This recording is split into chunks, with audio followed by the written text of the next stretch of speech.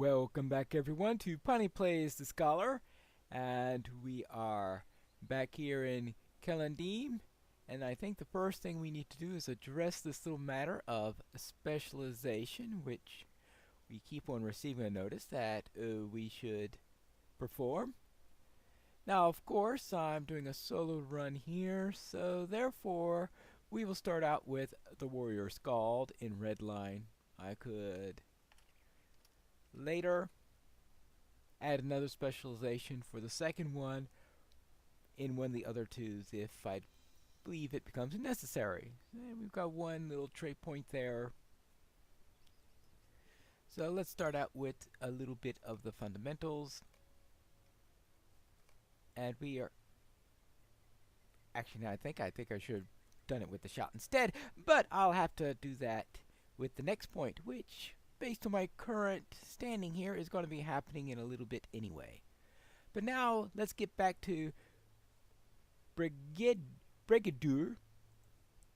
and see what he has to say. Swelide Melon. More wood? Excellent! I have been kept busy enough to think I may soon need assistance.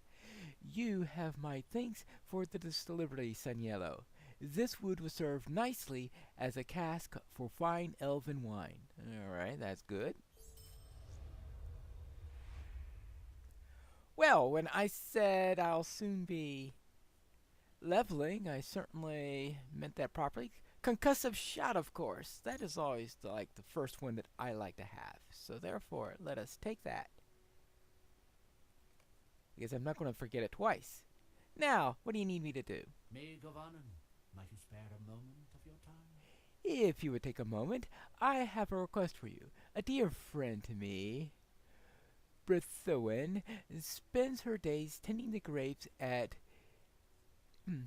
Lemau's vineyard to the north and west. She sent word to me not long ago that she required a cask for a special wine she wanted to present upon the white ships.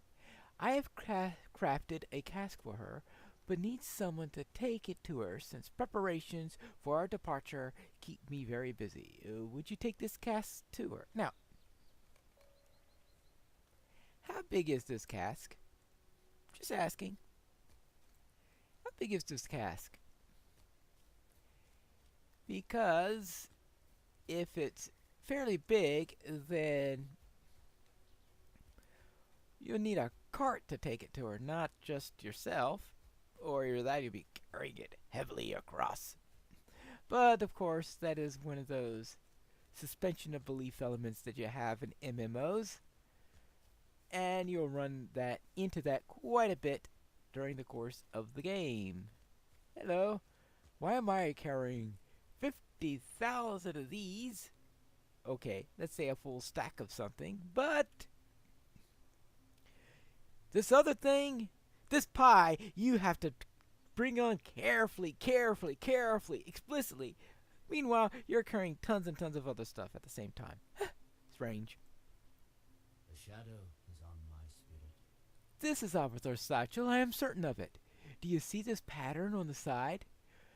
Avatar stitched it himself long ago. You bring me fell tidings, Saniello. You are sure that there were no other signs of Avatar? Some sign that my son might have been hiding nearby, safe from the wolves or other dangers, but too far away to reclaim his satchel? Nay, that is a weak hope, and I must not trust it.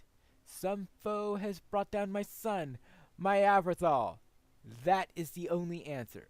Boy, do you give up quickly. Will you stay a moment and learn of my troubles? The goblins have slain my son, Saniello, and for that we will sweep them from Eredluine. No goblin will take as much as 3 steps into these lands before we are there to greet him with sword blade or arrowhead. Go forth and slay goblins wherever you find them, and cry aloud the name of Avatar. I would have the foul creatures know whose doom has come upon them.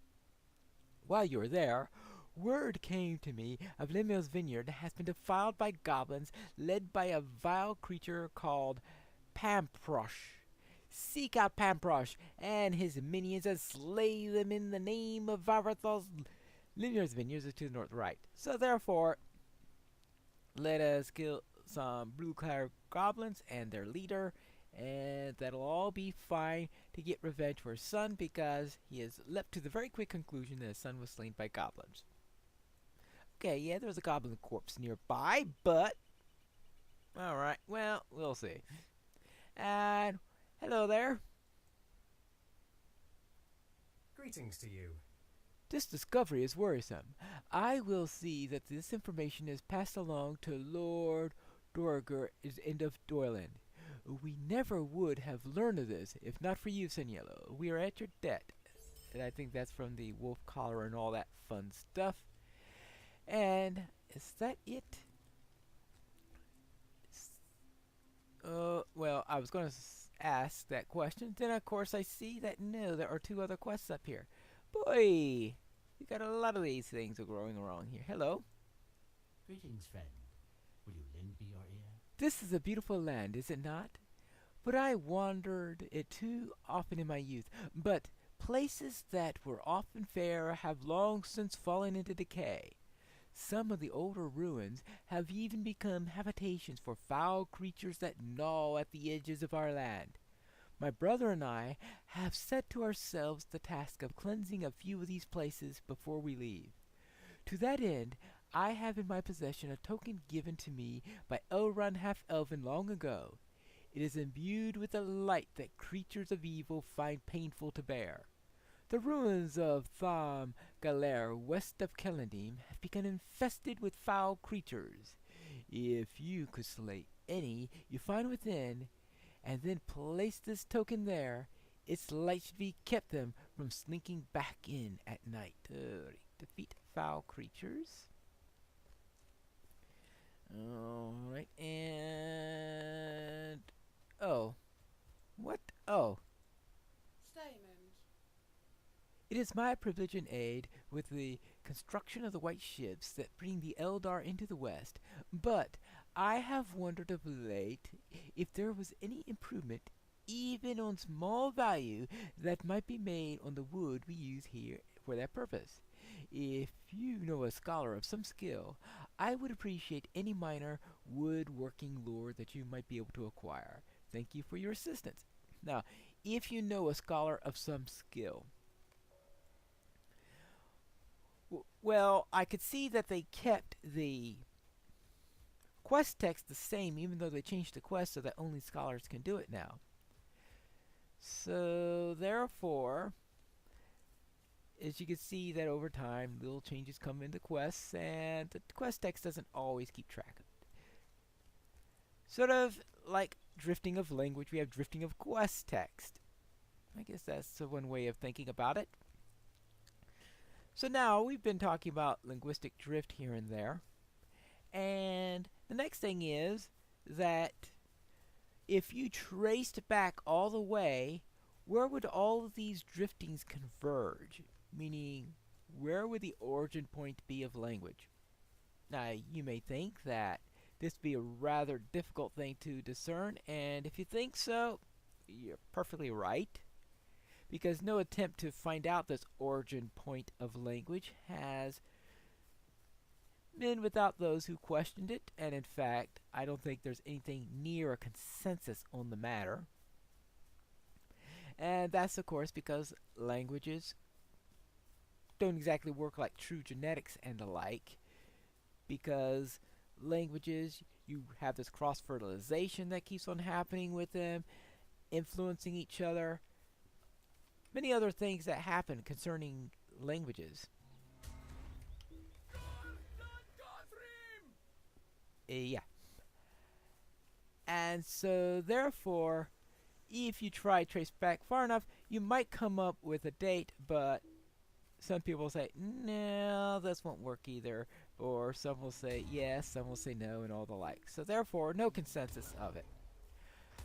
One of the first attempts to do this, to try to see if they could come up with a point where all languages converge, came out to about 100,000 years. Alright, well, that's a pretty far distance back. A later one said, well, maybe 150,000 years. So you get it. It's 100,000 years to 200,000 years. Sort of, they tend to come into that ballpark. So perhaps that's when language started. Now, when you think about it, our species usually, when the estimates start about 150 to 250,000 years ago for the how long we've had anatomically modern humans. So you can see there is a bit of an overlap in these rough estimates, and I mean very rough estimates, especially with the side of the language. There you go. We've placed the token, and that is all done. So therefore, 150,000 years, 200. Oh. All right. Somebody there is wanting a fight.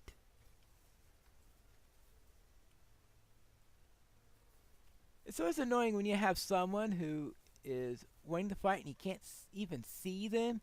They can't come at you. They're stuck. I can't even see the location anymore. Well, I guess I'll just have to... Oh, there we go. Find a way out of combat, I was about to say, but it looks like that took care of it. Oh, come on! Well, let me get out of combat and I'll be back. One of the troubles of questing in ruins is I was so busy talking and trying to quest and all that stuff, I forgot to look for scholar materials, which is probably not a very scholarly thing to do. That's something I'll need to learn as I'm going along. But back to language, 200,000 years ago and all that, you know, about the timeline that. Alright, there's nothing definitive there because, yes, there is overlap in the date estimates, but none of them are good enough on the matter. But it does leave open the possibility then that language was invented around the same time our species came to the fore, which I guess in some way makes some sort of sense. Not definitive proof on the matter, but let's say language is as old as humans. Well, considering how fast languages start if you throw people together who can't communicate with each other, that is actually probably something that will come along. But then, how do you get to this point? First, let's talk to him. Greetings to you. Your news glads my heart, said Yellow, and I am eager to walk among the ruins I once did, with the sky over my head and the sun on my face. The cool shadows cast by the walls will no longer be a reminder of the shadow of the east, but of respite and restoration. And here are some nice shoulder pads. May Govanen, might you spare a moment of your time? Well, maybe they're not nice shoulder pads. Oh yeah, the starter ones are already better. Oh well. My brother Callingil is staying in Dwelin, our refuge to the north. Like me, he also strives to restore the old places to their pristine state, and my need of your help. Follow the road to the high ground above Kellandim, then make your way through the gap to the hills to reach the refuge. Alright, fine, let's go there. But let's say, actually we're not going to go there, we're going to go to the vineyard. But very well then. Language is about as old as the species, as I said. But let's put some asterisks there, here and there, to note that no, this is not definitively proven or anything like that. But then, that is not likely the true origin language. That is actually how far back you can trace our current surviving languages. And that's a bit of a difference. Now, when you think about when our species arose, you say you have a bit of a bottleneck there. Genetically, if you have a genetic bottleneck, it's also possible that you've got a linguistic bottleneck there also. So therefore, yeah, it doesn't really prove all that much, does it? It just demonstrates then that all the surviving languages are descended from the language of this bottleneck. Actually, it doesn't prove anything, as I said earlier. But that's another matter. We got these guys to worry about.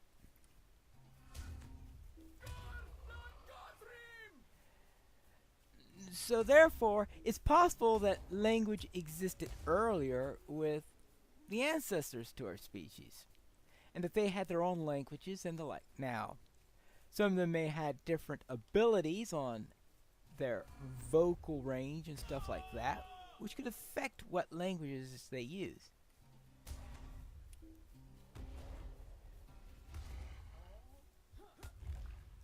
But if they did have less ability in the vocal range and stuff like that, that'll explain why all our languages are descended from. This cripple thing is always a pain. How all our current languages are descended from the one of the early group, then, because different languages from different other groups and the like that had less of vocal ability, yeah, they are less likely to survive. As I said, absolutely nothing proven one way or the other. But the idea here then is language seems to be about as old as our species. Yeah, alright. When the members of the species were all close together and in a small group, yeah, probably their language didn't diverge much or anything like that. But as soon as they start spreading out, language starts to separate.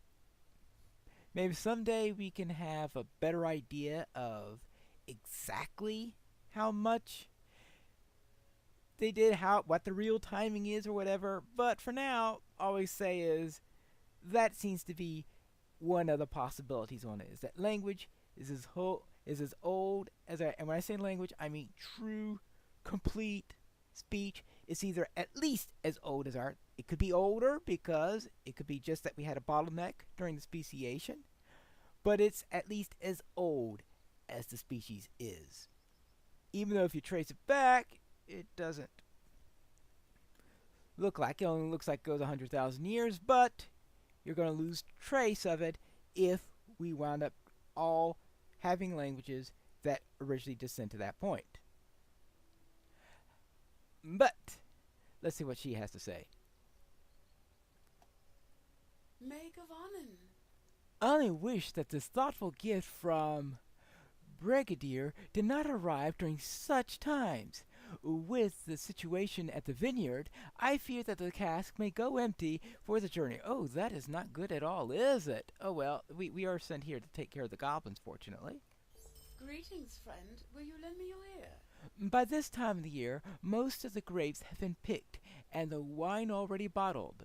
This was a very generous season, however, and many of the vines are still laden with grapes. I would welcome your assistance. Winemaking is not easy work, but performing this task would certainly add to your appreciation of wine that you drink.